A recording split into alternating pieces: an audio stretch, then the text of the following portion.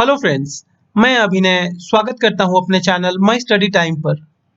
दोस्तों, आज मैं लेकर आया हूं एक बहुत ही इंटरेस्टिंग वीडियो। आज हम बात करेंगे इंडिया के पार्लियामेंट के बारे में। Without any further delay let's start the video. Parliament house या हिंदी में कहें तो संसद भवन इंडिया के कैपिटल न्यू दिल्ली में लोकेटेड है। इस वीडियो में मैंने जो तस्वीर शेयर की है पार्लियामेंट की, आई होप आपने इसे न्यूज डिबेट्स या टीवी चैनल्स पर जरूर देखा होगा। यह बिल्डिंग काफी पुरानी है और आजादी से पहले बनाई गई थी। इसे एडविन लुटियंस और हर्बर्ट बेकर ने डिजाइन की थी और यह लगभग 6 साल में बनकर तैयार हुई थी। 18 जनवरी 1927 में तत्कालीन governor general of India Lord Irwin ने इसका उद्घाटन किया था।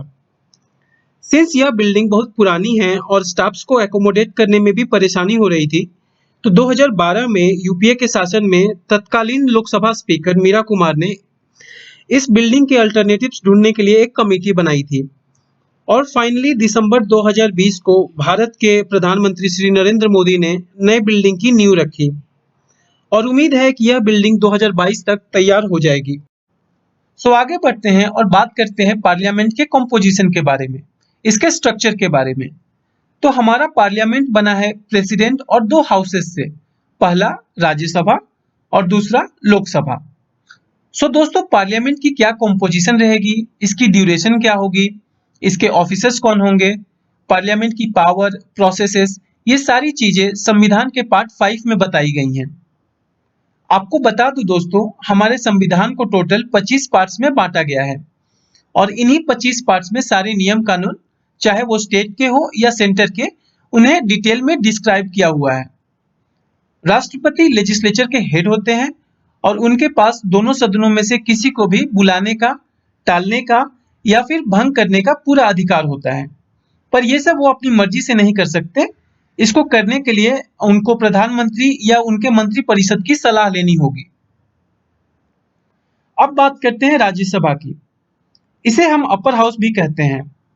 राज्यसभा में टोटल 250 सीट्स होती हैं, जिसमें 238 मेंबर्स स्टेट्स को या यूनियन टेरिटरीज को रिप्रेजेंट करते हैं और 12 मेंबर्स ऐसे होते हैं जिन्हें राष्ट्रपति खुद नॉमिनेट करते हैं।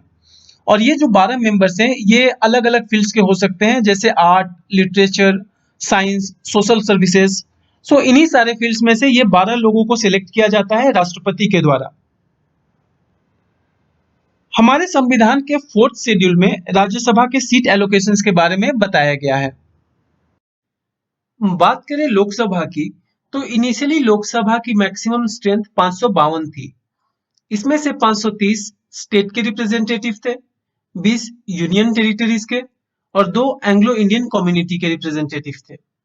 हालांकि 2019 में गवर्नमेंट ने 104th अमेंडमेंट के तहत इन दोनों एंग्लो इंडियन सीट्स को हटा दिया है, तो आज के डेट में कोई भी सीट्स एंग्लो इंडियंस के लिए रिजर्व्ड नहीं है। करेंटली अगर बात करें लोकसभा की स्ट्रेंथ की, तो टोटल 543 मेंबर्स हैं, जिसमें 524 स्टेट से हैं और 19 यूनियन टेरिटरीज से हैं। लोकसभा में टोटल 131 सीट्स ऐसी हैं जो कि शेड्यूल्ड कास्ट और शेड्यूल्ड ट्राइब के लिए रिजर्व्ड हैं। वैसे तो ये रिजर्वेशन 25 जनवरी 2020 को खत्म होने वाली थी, पर फिलहाल के लिए सरकार ने 104th अमेंडमेंट के तहत इसे 25 जनवरी 2030 तक बढ़ा दिया है। तो अगर 104th अमेंडमेंट की बात करें, यहाँ पर मैंने 2 बार जिक्र किया है, तो 104th अमेंडमेंट के तहत सरकार 2 चीजें लेकर आई थी। पहला, शेड्यूल कास्ट और शेड्यूल ट्राइब के रिजर्वेशन को 25 जनवरी 2030 तक बढ़ा दिया और दूसरा, एंग्लो इंडियंस के लिए जो 2 सीटें रिजर्व थी उसे हटा दिया गया है। अब बात करते हैं दोनों सदनों की ड्यूरेशन की, उनके अवधि की। तो राज्यसभा एक परमानेंट बॉडी है और इसे भंग नहीं किया जा सकता। इसके 1/3 मेंबर हर 2 साल में रिटायर करते हैं। वहीं लोकसभा का टेन्योर 5 साल का होता है, पर यदि राष्ट्रपति चाहे तो इसे 5 साल पूरे होने से पहले भी भंग कर सकते हैं। एक बात और, अगर देश में इमरजेंसी डिक्लेयर की जाती है तो उस सिचुएशन में लोकसभा के टेन्योर को 1 साल के लिए बढ़ाया जा सकता है, पर जैसे ही इमरजेंसी खत्म होती है, इसे मैक्सिमम 6 महीने तक कंटिन्यू किया जा सकता है। अब बात करते हैं कि पार्लियामेंट की सदस्यता मिलती कैसे है। क्या क्या क्वालिफिकेशंस है। तो चलिए जानेंगे इसे और भी डिटेल में। पर आगे बढ़ने से पहले हमारे चैनल को सब्सक्राइब जरूर कीजिएगा, ताकि इस तरह के और भी वीडियोस हम लाते रहें। तो पार्लियामेंट के मेंबर बनने के लिए जो सबसे पहला क्राइटेरिया है, वह यह है कि आपको भारत का नागरिक होना चाहिए। ऐसा नहीं है कि आपका पासपोर्ट किसी और देश का है, आप किसी और देश के नागरिक हैं और इंडिया में आकर इलेक्शंस कंटेस्ट कर रहे हैं। यहाँ पर इलेक्शन कंटेस्ट करने के लिए, चाहे वो लोकसभा का हो या राज्यसभा का हो, आपको इंडिया का नागरिक होना जरूरी है। फिर दोस्तों, इलेक्शन कमीशन के द्वारा ऑथराइज्ड पर्सन के सामने शपथ लेनी होगी। जो भी मेंबर्स हैं, उनको शपथ लेनी होगी कि वह भारत के संविधान के प्रति सच्ची आस्था और निष्ठा रखेंगे और भारत के संप्रभुता और अखंडता बनाए रखेंगे। तो ये दो शपथ हर एक मेंबर्स को लेनी होगी। एज की बात करें तो राज्यसभा के लिए मेंबर्स की एज 30 से कम नहीं होनी चाहिए और वहीं लोकसभा के लिए मेंबर्स की एज 25 साल से कम नहीं होनी चाहिए। अगले क्राइटेरिया की बात करें तो जो भी व्यक्ति पार्लियामेंट के लिए इलेक्ट होना चाहता है, चाहे वो लोकसभा से हो चाहे राज्यसभा से हो, तो उसे अपना नाम अपने कंस्टिट्यूएंसी में एक निर्वाचक के रूप में रजिस्टर कराना पड़ेगा। इसका क्या मतलब है?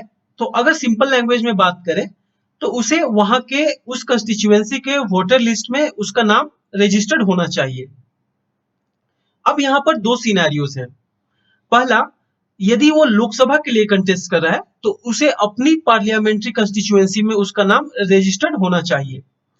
दूसरा, अगर वो राज्यसभा के लिए इलेक्शन कंटेस्ट कर रहा है तो उसे इंडिया के किसी भी कंस्टिट्यूएंसी में उसका नाम रजिस्टर्ड हो सकता है, क्योंकि राज्यसभा का इलेक्शन आप किसी भी इंडियन स्टेट से कंटेस्ट कर सकते हैं। यदि कोई व्यक्ति रिजर्व सीट से चुनाव लड़ता है तो उसे शेड्यूल कास्ट या फिर शेड्यूल ट्राइब का मेंबर होना अनिवार्य है। अब हम लोग जानेंगे कि मेंबर ऑफ पार्लियामेंट्स किन कंडीशंस पर डिस्क्वालीफाई किए जा सकते हैं। तो जो पहला कंडीशन है वह है, if he or she holds any office of profit under the union or state government. यानी कि कोई भी मेंबर ऑफ पार्लियामेंट यदि कोई लाभ का पद रखता है तो उसे डिस्क्वालीफाई किया जा सकता है।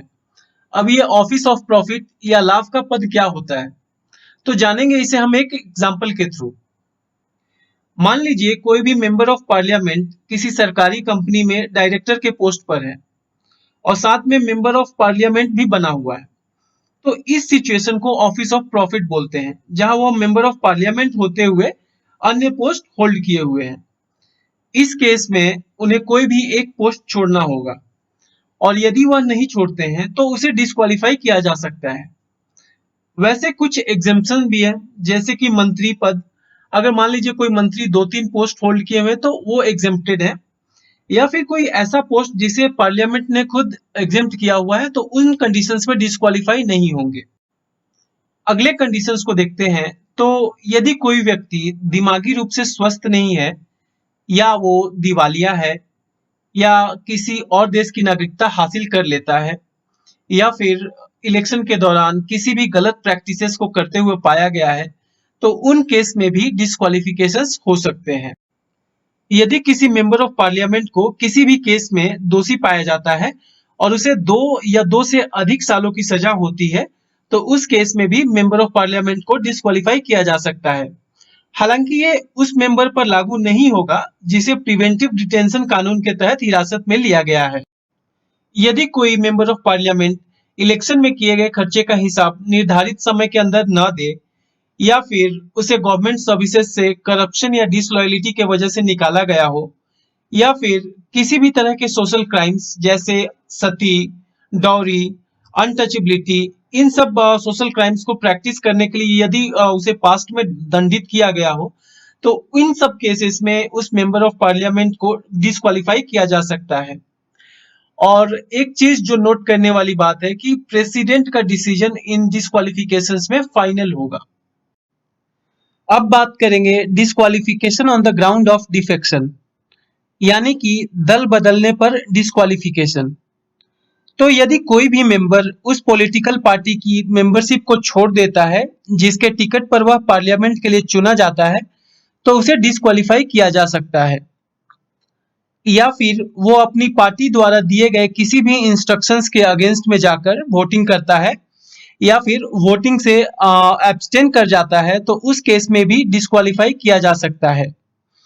या फिर यदि कोई व्यक्ति निर्दलीय चुनाव लड़ता है और बाद में किसी भी पॉलिटिकल पार्टी को ज्वाइन करता है तो उस केस में भी डिस्क्वालीफाई किया जा सकता है। या कोई नॉमिनेटेड मेंबर 6 महीने खत्म होने के बाद किसी भी पॉलिटिकल पार्टी को ज्वाइन करता है तो उस केस में भी उसे डिस्क्वालीफाई किया जा सकता है। अब हम लोग जानेंगे कि किन कंडीशंस पर पार्लियामेंट की सीट को खाली किया जा सकता है। तो जो पहला कंडीशन है वह है डबल मेंबरशिप। एक व्यक्ति एक साथ पार्लियामेंट के दोनों हाउसेस का मेंबर नहीं हो सकता है। यदि कोई व्यक्ति इलेक्शन कंटेस्ट करता है और दोनों हाउसेस के लिए चुना जाता है तो उसे 10 दिन के अंदर यह बताना होगा कि वह कौन से हाउस को सर्व करेगा। यदि 10 दिन के अंदर वह नहीं बता पाता है तो उसकी राज्यसभा की सीट खाली हो जाएगी। या फिर यदि कोई व्यक्ति पार्लियामेंट और स्टेट असेंबली दोनों के लिए चुना जाता है तो उस केस में स्टेट की सीट को 14 दिनों के अंदर छोड़नी होगी, अदरवाइज पार्लियामेंट की सीट खाली हो जाएगी। दूसरा तरीका है रेजिग्नेशन। जो मेंबर ऑफ पार्लियामेंट्स है उनको अपना रेजिग्नेशन इन रिटन राज्यसभा के चेयरमैन या फिर लोकसभा के स्पीकर को सौंपना होगा और जैसे ही रेजिग्नेशन एक्सेप्ट होगी उनकी सीट को खाली माना जाएगा। तीसरा है एब्सेंस। यदि कोई मेंबर बिना परमिशन के लगातार 60 दिन तक पार्लियामेंट की मीटिंग से एब्सेंट रहता है तो उस केस में उसकी सीट को खाली किया जा सकता है। कुछ और भी केसेस हैं जिसमें मेंबर्स को अपनी सीटें खाली करनी पड़ सकती हैं, जैसे कि यदि कोर्ट ने किसी मेंबर के इलेक्शन को अमान्य करार दे दिया है या फिर किसी मेंबर को सदन से एक्सपेल कर दिया गया हो या फिर किसी मेंबर को प्रेसिडेंट, वाइस प्रेसिडेंट या किसी स्टेट के गवर्नर के पोस्ट के लिए चुन लिया गया हो तो उन केसेस में मेंबर्स को अपनी सीटें खाली करनी पड़ सकती हैं। अब बात करते हैं कि एक मेंबर ऑफ पार्लियामेंट को कितनी सैलरी मिलती है। राज्यसभा के चेयरमैन, डेप्यूटी चेयरमैन, लोकसभा के स्पीकर, डेप्यूटी स्पीकर और बाकी मेंबर्स की सैलरी पार्लियामेंट द्वारा निर्धारित की जाती है। अगर मंथली सैलरी की बात करें तो एक मेंबर ऑफ पार्लियामेंट की मंथली सैलरी 1 लाख रुपए होती है। उसके ऊपर 70,000 पर मंथ का कंस्टिट्यूएंसी अलाउंस और 60,000 रुपए पर मंथ ऑफिस के खर्च के लिए दिया जाता है। मेंबर ऑफ पार्लियामेंट के लिए पेंशन की भी प्रोविजन है। राज्यसभा के चेयरमैन की सैलरी की बात करें तो 4 लाख रुपए पर मंथ होती है। वहीं डेप्यूटी चेयरमैन, लोकसभा के स्पीकर, डिप्टी स्पीकर की सैलरी बाकी मेंबर्स के ही बराबर होती है। अब हम लोग जानेंगे पार्लियामेंट के प्रिसाइडिंग ऑफिसर्स के बारे में। तो सबसे पहले हम लोकसभा के स्पीकर के बारे में जानते हैं। लोकसभा के स्पीकर को लोकसभा के मेंबर्स में से ही चुना जाता है। जनरली ये रूलिंग पार्टी को बिलोंग करते हैं। स्पीकर के इलेक्शन का डेट भारत के प्रेसिडेंट तय करते हैं और करेंटली ओम बिरला लोकसभा के स्पीकर हैं। स्पीकर लोकसभा के पूरे कार्यकाल तक अपने पोस्ट पर बने रहते हैं, पर कुछ कंडीशंस हैं जिसके वजह से उन्हें अपना ऑफिस खाली करना पड़ सकता है। जैसे पहला कंडीशन है कि यदि वह लोकसभा के मेंबर नहीं रहते हैं। दूसरा कंडीशन है कि वह अपने पोस्ट से रिजाइन कर देते हैं। तीसरा कंडीशन यह है कि लोकसभा के मेंबर्स रिजोल्यूशन पास करके उन्हें हटा देते हैं, पर ऐसा करने से पहले उन्हें 14 दिन का एडवांस नोटिस देना होगा। एक बात और, जब लोकसभा भंग होती है तब स्पीकर अपना ऑफिस खाली नहीं करते हैं और अपने पोस्ट पर बने रहते हैं जब तक कि नई चुनी हुई लोकसभा की बैठक शुरू नहीं हो जाती। लोकसभा में एक स्पीकर का रोल बहुत इंपॉर्टेंट होता है। स्पीकर का सबसे मेन काम है सदन की मर्यादा गरिमा बनाए रखना और सदन का काम अच्छे तरीके से चल सके, ये देखना स्पीकर का काम है। यदि किसी मुद्दे पर वोटिंग होती है तो स्पीकर शुरू में वोट नहीं करेंगे और यदि अगर मान लीजिए किसी केस में वोटिंग टाई हो जाती है तो उस केस में स्पीकर को अपना वोट देना पड़ सकता है। जब कभी दोनों सदनों की ज्वाइंट सीटिंग होती है तो स्पीकर उसको प्रिसाइड करते हैं, मतलब कि उसकी अध्यक्षता स्पीकर करते हैं। लोकसभा के स्पीकर डिसाइड करते हैं कि कोई बिल मनी बिल है या नहीं है। मेंबर्स के डिस्क्वालिफिकेशन का मामला भी स्पीकर ही देखते हैं। अगर ऑर्डर ऑफ प्रेसिडेंस की बात करें तो उन्हें बहुत ही ऊंचा स्थान दिया जाता है। उन्हें इंडिया के चीफ जस्टिस के साथ 7वें स्थान पर रखा गया है। अब हम बात करते हैं लोकसभा के डेप्यूटी स्पीकर के बारे में। तो ठीक स्पीकर की तरह डेप्यूटी स्पीकर का भी चयन लोकसभा के मेंबर्स में से ही होता है। स्पीकर इनके इलेक्शन का डेट फाइनल करते हैं। यदि स्पीकर किसी भी कारण से एब्सेंट रहते हैं तो डिप्टी स्पीकर स्पीकर की भूमिका निभाते हैं। स्पीकर के एब्सेंस में डिप्टी स्पीकर इवन दोनों सदनों की ज्वाइंट सीटिंग की अध्यक्षता भी करते हैं। 10वीं लोकसभा तक दोनों स्पीकर और डिप्टी स्पीकर रूलिंग पार्टी से ही आते थे, पर 11वीं लोकसभा से सर्वसहमति से यह तय हुआ कि स्पीकर रूलिंग पार्टी से चुने जाएंगे और deputy speaker main opposition party से चुने जाएंगे। आगे बढ़ते हैं और बात करते हैं panel of chairpersons of Lok Sabha की। तो लोकसभा को स्मूथली चलाने के लिए स्पीकर और डिप्टी स्पीकर के अलावा एक 10 मेंबर के पैनल का भी चयन किया जाता है। यदि कभी स्पीकर या फिर डिप्टी स्पीकर दोनों एब्सेंट रहते हैं तो उस केस में इन 10 मेंबर्स में से कोई भी एक सदन की अध्यक्षता कर सकता है। ये सभी लोकसभा के ही मेंबर्स होते हैं और इन्हें स्पीकर नॉमिनेट करते हैं। अब बात करते हैं स्पीकर प्रोटेम की। तो जैसे ही देश में जनरल इलेक्शंस खत्म होती है और नई लोकसभा चुन ली जाती है तो उसकी फर्स्ट मीटिंग से पहले स्पीकर अपना ऑफिस खाली कर देते हैं। तो इस केस में प्रेसिडेंट एक प्रोटेम स्पीकर अपॉइंट करते हैं। जनरली ये लोकसभा के सीनियर मोस्ट मेंबर होते हैं और खुद राष्ट्रपति इन्हें शपथ दिलवाते हैं। नई लोकसभा की पहली बैठक को प्रोटेम स्पीकर प्रिसाइड करते हैं। उनके पास स्पीकर की सारी पावर्स होती है। इनका प्राइमरी काम है नए मेंबर्स को शपथ दिलाना, और जैसे ही नए स्पीकर का चुनाव हो जाता है तो प्रोटेम स्पीकर का पद समाप्त हो जाता है। अब हम बात करते हैं हमारे अगले प्रिसाइडिंग ऑफिसर की, और वो है चेयरमैन ऑफ राज्यसभा। राज्यसभा के प्रिसाइडिंग ऑफिसर को चेयरमैन बोला जाता है। यहाँ ध्यान देने वाली बात है दोस्तों, लोकसभा में प्रिसाइडिंग ऑफिसर को स्पीकर बोलते हैं, वहीं राज्यसभा में प्रिसाइडिंग ऑफिसर को चेयरमैन बोला जाता है। इंडिया के वाइस प्रेसिडेंट राज्यसभा के चेयरमैन होते हैं। करेंटली हमारे वाइस प्रेसिडेंट श्री वेंकैया नायडू राज्यसभा के चेयरमैन हैं।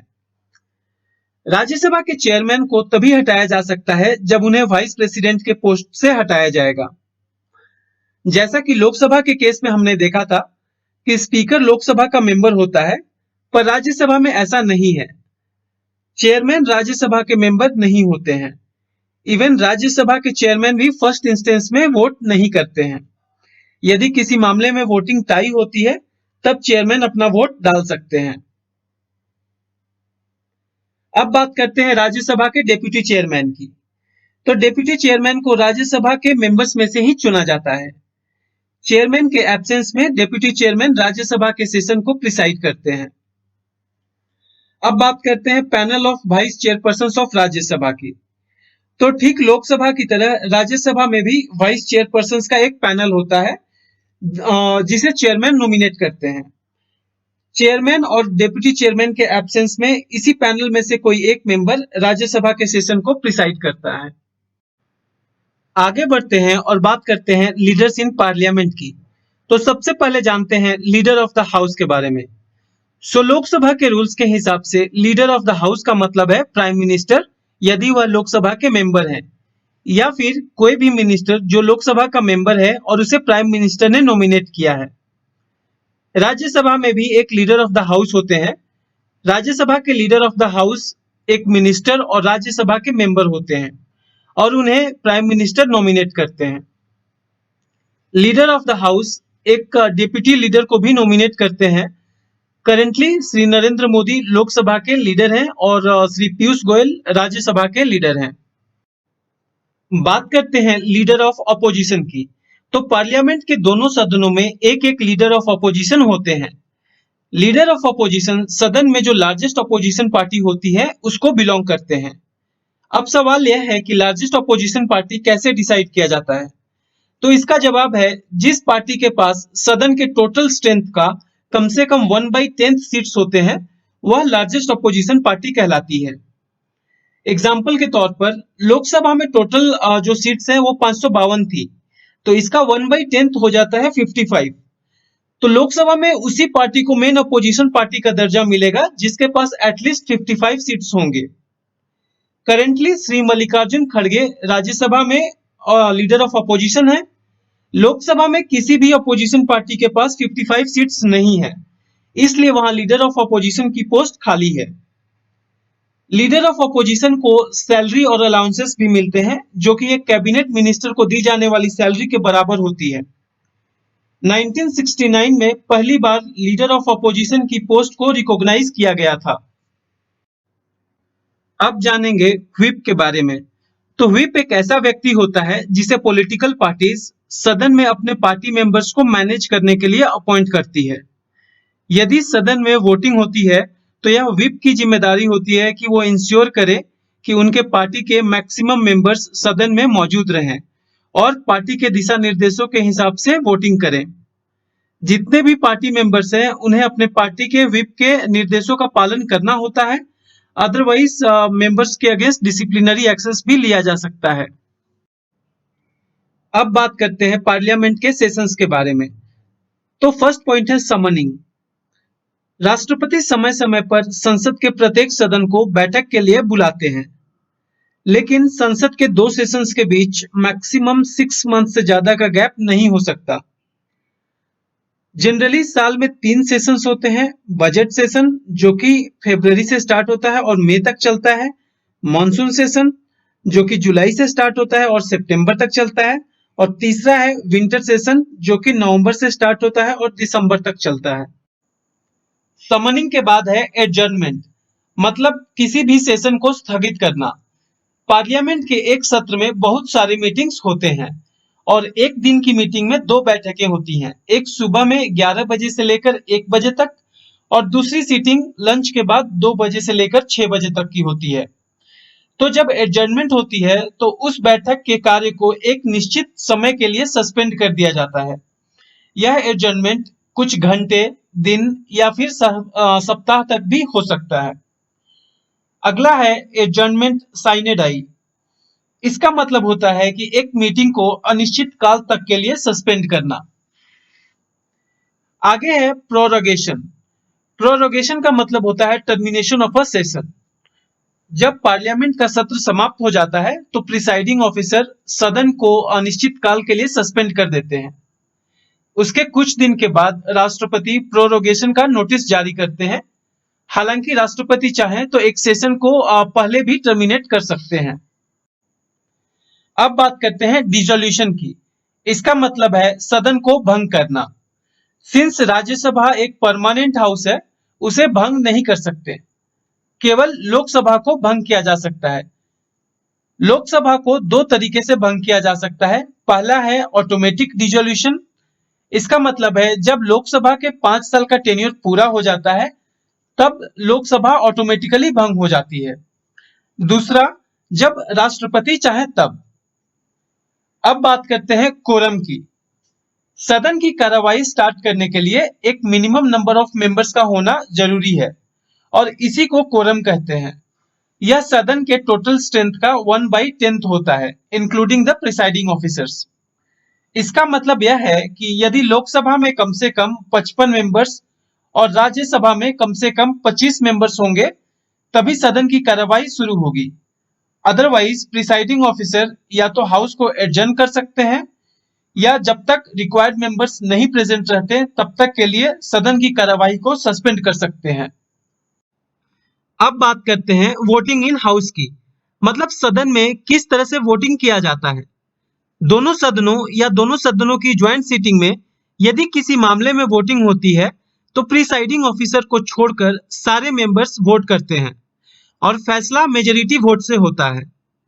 कुछ मैटर्स जैसे कि प्रेसिडेंट का इंपीचमेंट, संविधान में कोई संशोधन करना हो या रिमूवल ऑफ प्रिसाइडिंग ऑफिसर्स, तो इन सब मामले में सिंपल मेजॉरिटी से काम नहीं होगा, इसके लिए स्पेशल मेजॉरिटी चाहिए। अब बात करें लैंग्वेज इन पार्लियामेंट की, तो संविधान ने संसद में कामकाज करने के लिए हिंदी और इंग्लिश को एज अ लैंग्वेज डिक्लेयर किया है। हालांकि प्रिसाइडिंग ऑफिसर किसी भी मेंबर को उनके मदर टंग में बात करने की परमिशन दे सकते हैं। तो आज के लिए इतना ही। उम्मीद है कि आपको यह वीडियो पसंद आई होगी। मिलते हैं अगले वीडियो में, तब तक के लिए बाय बाय दोस्तों। जय हिंद।